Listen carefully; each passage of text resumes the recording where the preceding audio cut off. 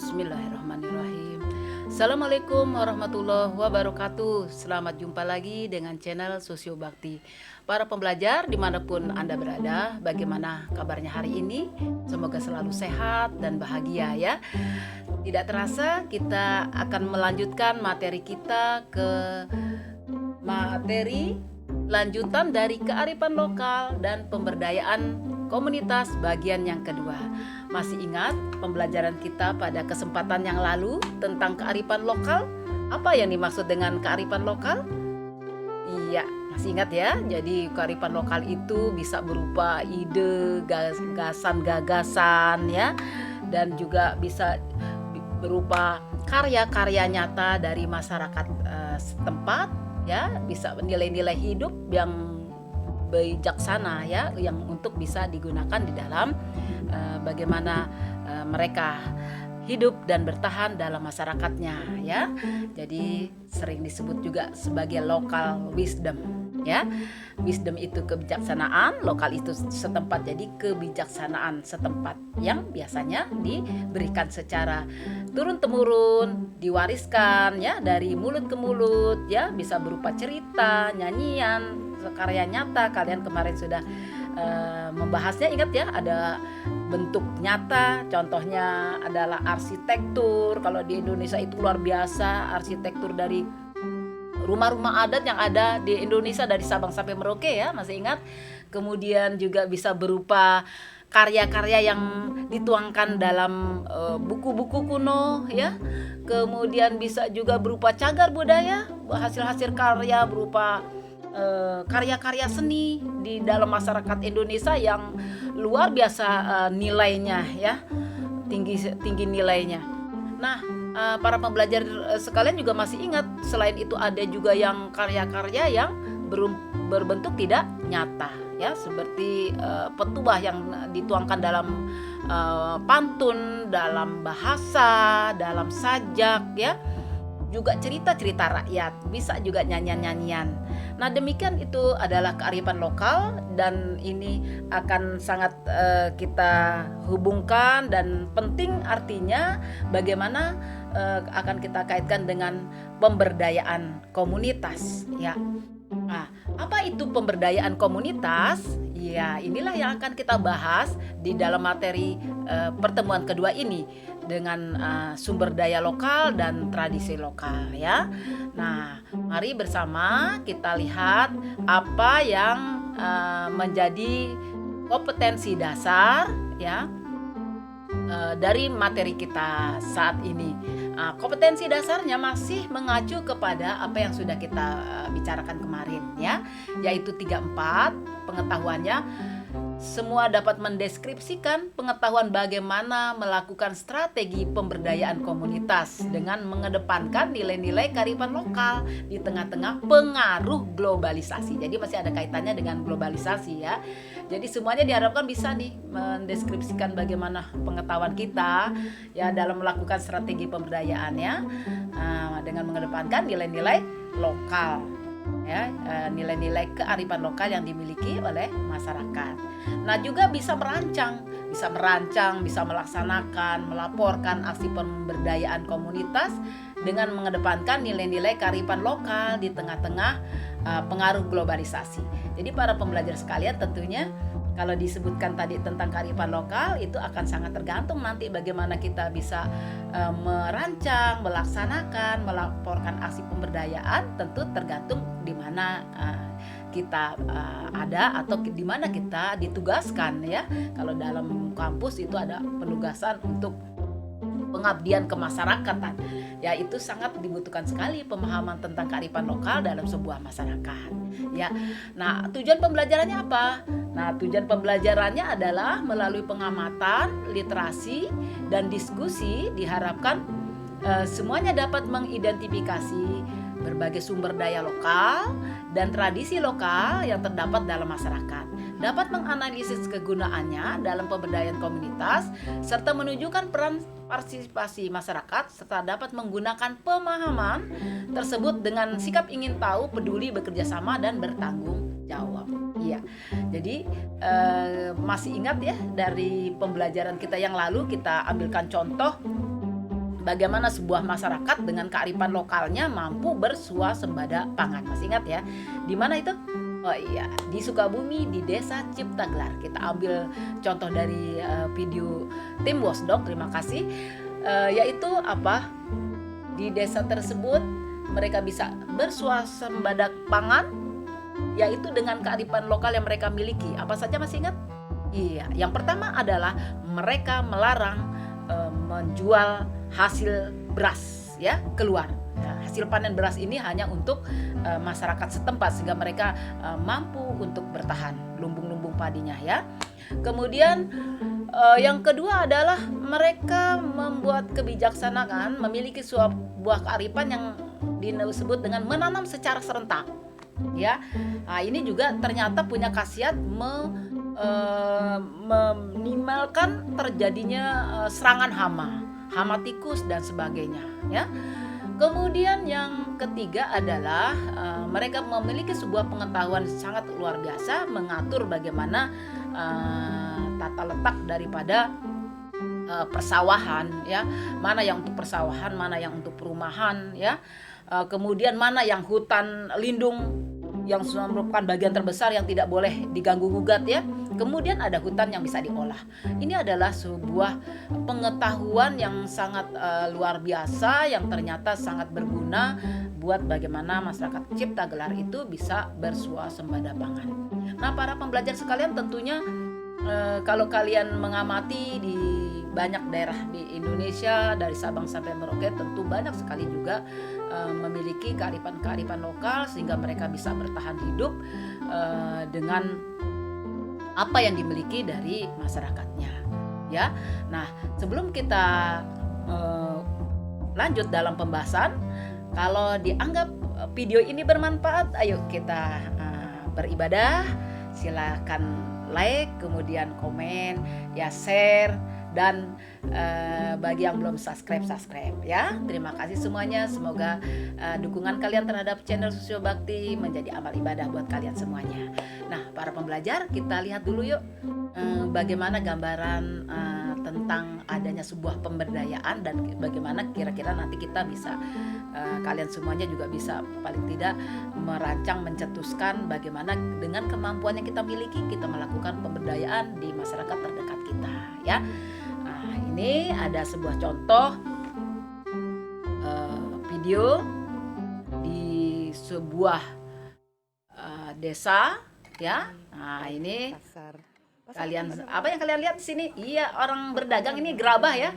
Betul. Terus apa lagi nih?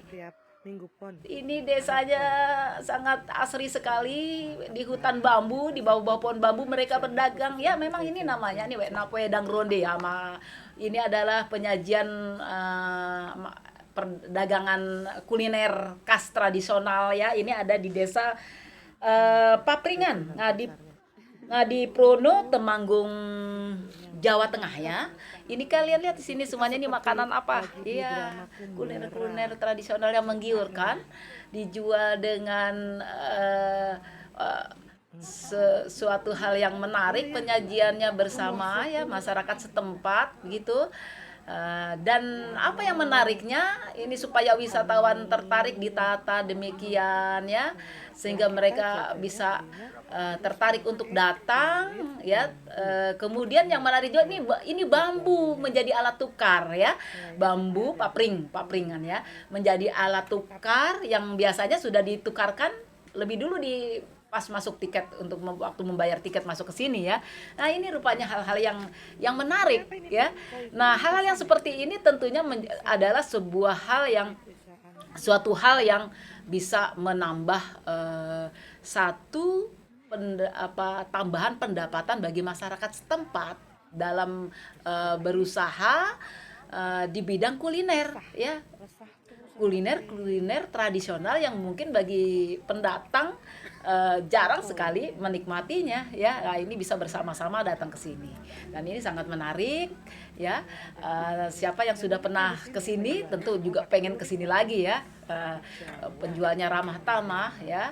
Ini luar biasa di masyarakat Papringan Ngadi Prono, Temanggung, Jawa Tengah. Semoga ini menjadi inspirasi buat kita di daerah-daerah lain juga banyak sekali tumbuh desa-desa wisata dengan kearifan lokal yang dimiliki ya, menjual kuliner, kemudian ada desa wisata karena pemandangannya untuk membuat pemandangan itu untuk foto-foto ya di situ. Kemudian banyak lagi yang dikembangkan. Selain kita bisa juga mencontoh dari Bali, luar biasa ya bagaimana bisa mengembangkan wisatanya. Nah, tentu itu menjadi inspirasi buat kita. Nah, seperti di desa ini ya, bagaimana sambil berpiknik bisa menikmati keindahan alam di desa hutan bambu ini, juga menikmati kuliner-kuliner masakan setempat. Nah, demikian para pembelajar, ini semoga bisa menjadi sebuah inspirasi buat kita. Kita akan lanjutkan apa sebenarnya yang dimaksud dengan pemberdayaan masyarakat. Ya, selanjutnya kita akan bahas apa yang dimaksud dengan pemberdayaan masyarakat. Nah, pengertian pemberdayaan itu sendiri adalah membuat sesuatu menjadi berdaya atau mempunyai daya atau mempunyai kekuatan, ya. Nah, pada saat yang lalu kita masih ingat ya, kita membahas pada semester pertama itu, materi semester pertama, walaupun di kelas 12 ini kan semester genap ini jadikan semester pertama supaya kita nanti bisa review materi di kelas 11 dan kelas 10 ya. Jadi pada materi pertama kemarin kita sudah membahas tentang globalisasi, sudah membahas tentang ketimpangan yang terakhir. Nah, bagaimana kita bisa berdaya untuk mengatasi pengaruh dari globalisasi yang negatif. Nah, inilah kita kemudian bisa menginspirasi bagaimana kita melakukan sebuah pemberdayaan ya, minimalkan dari ketimpangan sosial yang ada dalam sebuah masyarakat. Jadi membuat sesuatu menjadi berdaya atau mempunyai daya atau mempunyai kekuatan. Nah, bagaimana caranya? Nah, itu nanti yang akan kita bahas di materi terakhir nanti ya, penguatannya itu dalam strategi pemberdayaan komunitas. Nah, di sini tujuan dari pembelajaran kita dari pemberdayaan ini adalah membuat masyarakat menjadi berdaya ya, memiliki kekuasaan atau pengetahuan atau kemampuan dalam memenuhi kebutuhan hidup baik yang bersifat fisik, ekonomi maupun sosial, seperti kepercayaan diri dalam menyampaikan aspirasi ya, dalam menyampaikan aspirasi. Nah, kemudian di sini disebutkan dalam tujuan pemberdayaan menurut Mardikanto ini paling tidak ada 6 tujuan ya, mulai dari tujuannya adalah perbaikan kelembagaan ya, di mana di sini bisa dikembangkan yaitu pengembangan jejaring kemitraan. Jadi masyarakat desa bisa juga dihubungkan dengan kemitraan perusahaan-perusahaan, misalnya seperti pengembangan usaha kuliner tadi ya, dalam dinas-dinas pariwisata ya, tentunya sangat bisa membantu dalam usaha-usaha kecil dari masyarakat ya, kecil dan menengah dari masyarakat daerah setempat. Jadi dengan membangun jejaringnya ke berbagai perusahaan baik formal atau informal di masyarakat. Kemudian bisa tujuannya adalah untuk perbaikan usaha ya. Jadi bagaimana usaha-usaha ini dibangun bisa lebih bernilai guna, bisa menghasilkan yang terbaik, sehingga nanti bisa perbaikan pendapatan seperti tadi ya. Kuliner, jajan-jajan kuliner tradisional ya bisa dikembangkan sehingga menarik dan bagi para wisatawan untuk bisa menikmati dan datang ke tempat itu gitu ya. Siapa yang ke wilayah tersebut akan tertarik datang. Ini adanya tujuan pemberdayaan ya, untuk perbaikan usaha yang akhirnya nanti mengembangkan bisa meningkatkan kepada perbaikan pendapatan dalam masyarakat setempat ya, yang berguna bagi lingkungan dan masyarakat ya. Nah, ini juga perbaikan lingkungan, pemberdayaan ini juga untuk bisa perbaikan lingkungan ya. Misalnya tadi menggunakan hutan bambu yang biasanya kalau tidak tertata itu mungkin orang takut untuk masuk ke dalamnya, tapi kalau untuk hal-hal yang demikian tadi dibangun seperti lingkungan wisata ya, desa wisata, orang jadi suka dan senang gitu, tertata apik, resik begitu. Nah, ini bisa menjadi sebuah perbaikan lingkungan ya. Jadi kalau kemarin kearifan lokal di dalam masyarakat kita banyak sekali itu contohnya tentang konservasi lingkungan alam, bagaimana bertani dengan tetap memperhatikan lingkungan sekitar. Juga sebenarnya kegiatan-kegiatan lain, penambangan dan lain-lain juga tentu harus memperhatikan lingkungan ya. Jadi bagaimana masyarakat diberdayakan memanfaatkan lingkungan dan bisa melestarikannya. Lalu akhirnya adalah terjadinya perbaikan dalam kehidupan ya. Jadi ada perbaikan kelembagaan, kemudian meningkatkan perbaikan usaha, pendapatan, lingkungan, dan ada akhirnya adalah perbaikan kehidupan ya. Jadi memperbaiki kondisi keluarga dan akhirnya tentunya adalah bagaimana bisa semuanya ini kepada perbaikan masyarakat. Nah, ini adalah konsep tentang tujuan pemberdayaan oleh Mardikanto. Oleh karena itu, apa saja yang menjadi ruang lingkup dalam suatu pemberdayaan itu meliputi tentunya akhirnya disimpulkan di bidang politik, ekonomi, sosial, dan budaya ya. Kalau di bidang politik bagaimana masyarakat itu berdaya, memiliki bargaining posisi ya, bagaimana mereka bisa mampu untuk berani mengemukakan apa yang harus dibantu, apa yang harus diperjuangkan dalam masyarakatnya ya. Kemudian di sini juga muncul pemimpin-pemimpin wilayah yang bisa bagaimana membantu ya, memajukan masyarakat setempat. Terus ruang lingkup ekonomi seperti tadi ya, pengembangan ekonomi usaha, iklim usaha yang akhirnya bisa meningkatkan semangat mereka ya, selain menjadi konsumen yang handal gitu.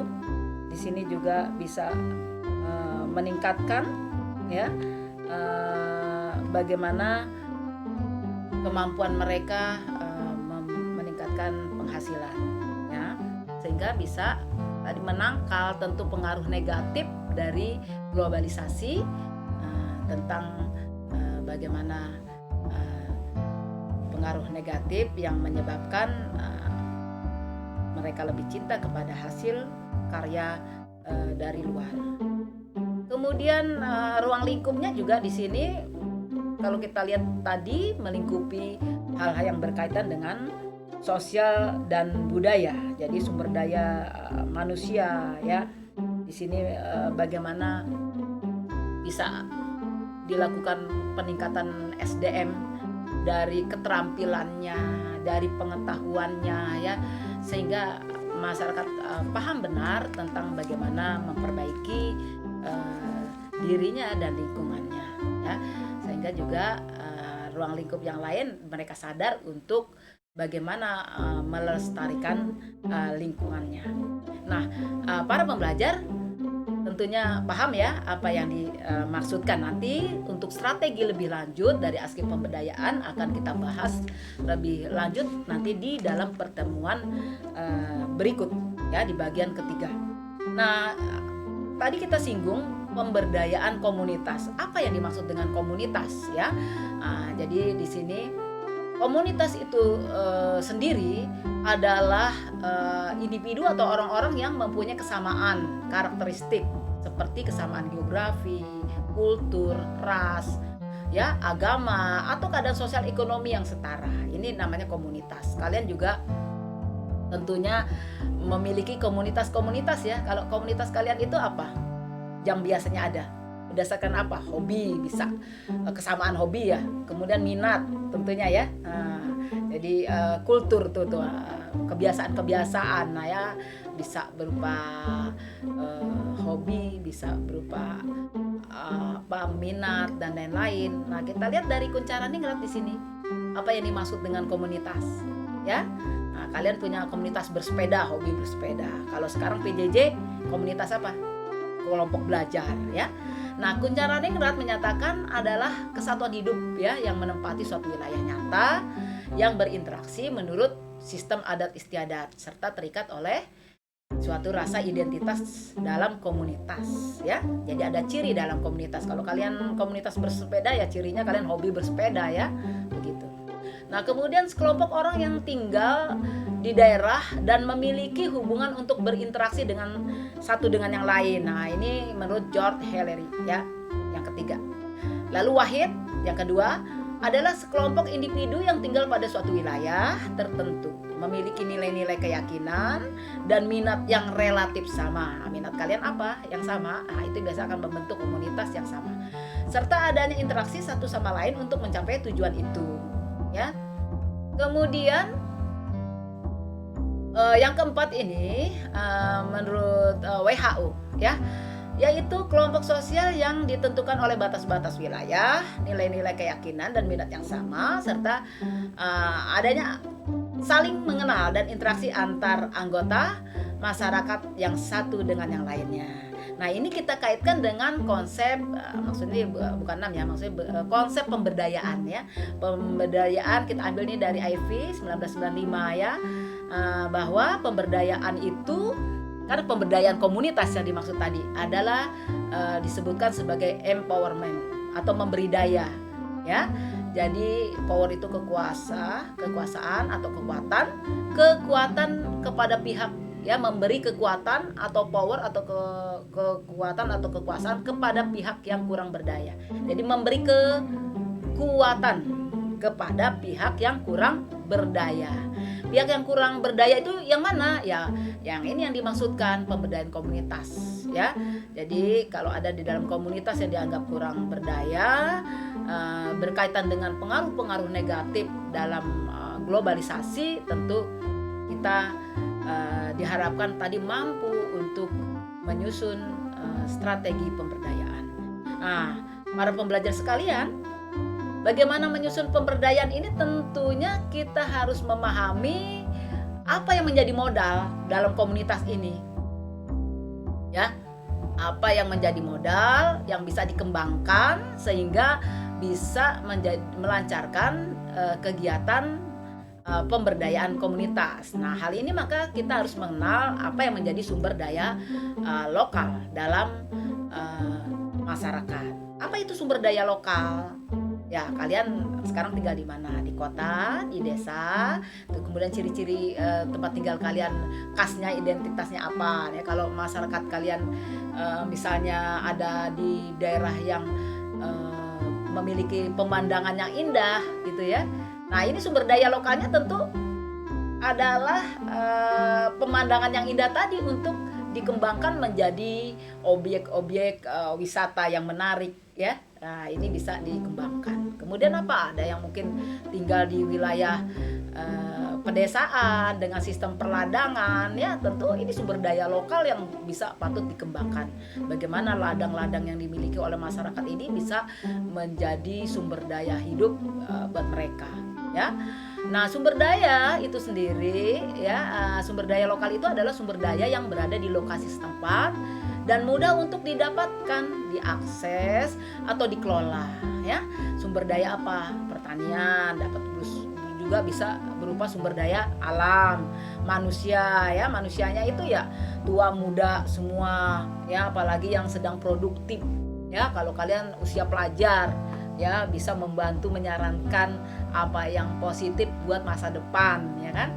Nah, kemudian ekonomi dan teknologi. Nah, ini sumber daya lokal yang bisa dimiliki oleh suatu masyarakat. Jadi kita harus kenal ini dulu kalau mau melakukan yang namanya pemberdayaan komunitas.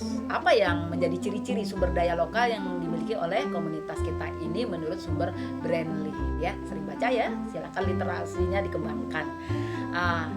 Kemudian kita lihat potensi-potensi lebih dalam lagi dari Sabang sampai Merauke, kenali berbagai sumber daya alam yang sudah kita sebutkan tadi ya, dari pertanian, peternakan, pertambangan, ini kelautan, ini ada sumber tambang gas alam, ada batu bara ya. Apa yang menjadi ciri dari sebuah masyarakat? Nanti kita akan mengidentifikasi apa yang dibutuhkan ya, dari peternakan, perkebunan, hutan ya, ini tumbuhan apa, ketela ya, ketela pohon. Perkebunan ketela pohon ini kalau di Sumatera Barat sana terkenal sekali dengan kuliner yang menjadi oleh-oleh makanan tradisional. Ada apa namanya, keripik sanjay ya. Itu banyak sekali olahan dari ketela pohon ini yang luar biasa nikmatnya. Itu bisa dikembangkan ya.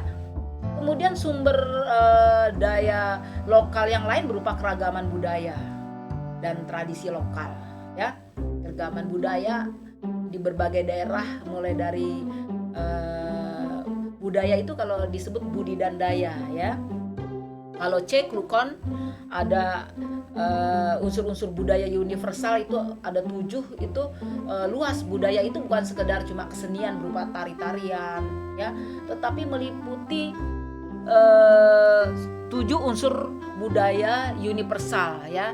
Jadi budi dan daya, bagaimana manusia memiliki budidaya untuk mereka bisa bertahan hidup ya, mulai dari yang abstrak ya, dari kepercayaan, pengetahuan ya, bahasa, kemudian sistem di sini mata pencarian hidup ya, bagaimana mereka memiliki beda-beda ya tradisi di dalam mata pencarian hidup.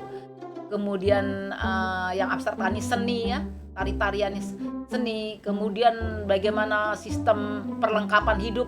Nah, ini yang konkret, mereka bagaimana memiliki perlengkapan hidup berupa tempat tinggal, peralatan hidup yang lain ya. Kemudian pengetahuan. Nah, kalau pengetahuan ini berkaitan dengan sumber daya manusia ya. Bagaimana pengetahuan mereka menularkan, mewariskan pengetahuan kepada satu generasi kepada generasi yang lain ya. Nah, itu adalah berupa yang kita sebut budaya ya. Keragaman budaya dalam masyarakat lokal itu sangat beragam dan sangat berbeda-beda. Nah, kalau kalian ingin melakukan bagaimana pemberdayaan masyarakat, nah tentu harus mengenal apa yang menjadi modal yang dimiliki oleh suatu masyarakat ya.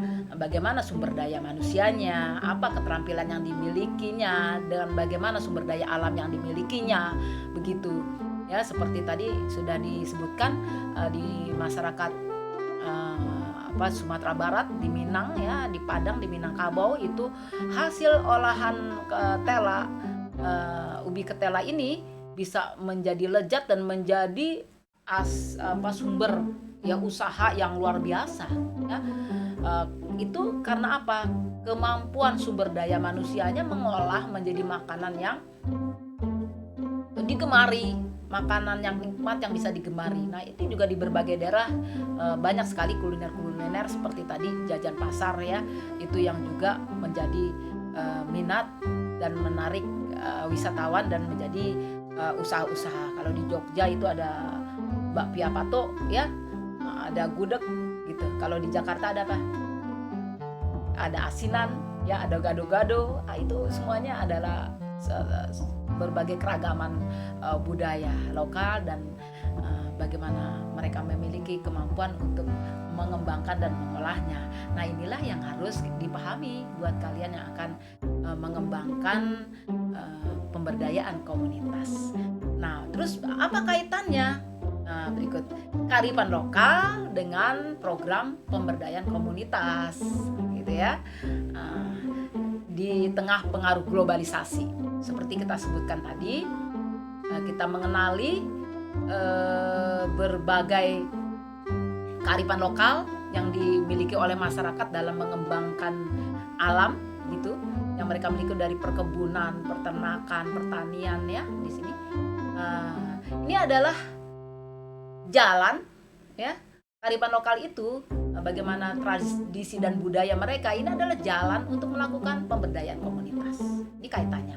Ya, sehingga ya dari jalan dalam pemberdayaan komunitas dengan berbagai macam pengarahan pendidikan yang diberikan, ya, pengetahuan dalam masyarakatnya, ya, bagaimana misalnya membudidayakan, ya, tanaman-tanaman, ya, kemudian mengembangkan kuliner yang lebih bisa, ya, go internasional misalnya, ya, perkebunan yang lebih baik lagi.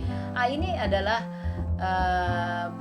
bisa menjadi memanfaatkan yang dengan kearifan lokal yang ada, ya. Jadi kearifan lokal ini menjadi jalan untuk suksesnya sebuah pemberdayaan komunitas. Sehingga dengan menggunakan di sini balik lagi kepada kearifan lokal, ini apa yang ada di dalam masyarakat ini tidak punah. Ini adalah saling kait berkait gitu. Nah, demikian apa yang bisa disajikan pada pertemuan yang kedua tentang kearifan lokal dan pemberdayaan komunitas. Semoga bisa dipahami, dan kita akan lanjut nanti bagaimana strategi yang harus dilakukan di dalam melaksanakan pemberdayaan komunitas dengan mengedepankan kearifan lokal, ya. Sampai sini para pembelajar sekalian, terima kasih. Sampai jumpa dalam kesempatan yang akan datang. Wassalamualaikum warahmatullahi wabarakatuh.